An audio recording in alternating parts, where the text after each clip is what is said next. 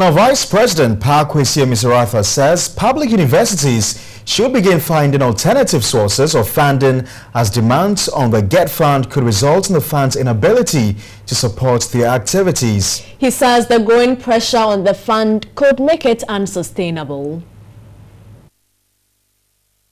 The second African University Summit, organized by the London-based Times Higher Education, brought together leaders from universities in Africa and parts of the world.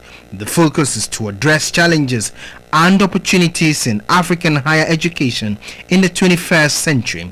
The discussions at the summit will further examine fundamental issues such as the changing role of the state in African higher education, funding, leadership and governance, as well as South-South cooperation.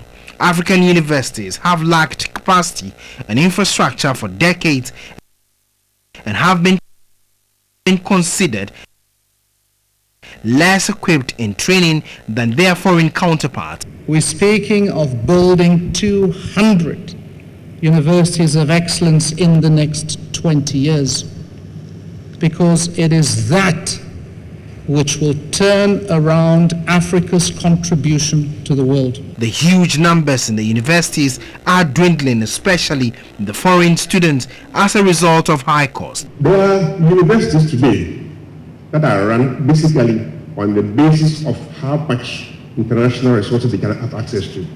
And so the threshold used in some of the literature is 25% of all revenue coming from international sources. There may be student fees, there may be grants there may be income from investments made by the university. But government's continuous funding of public tertiary universities has suffered a setback due to the delay of funds, affecting administration of education.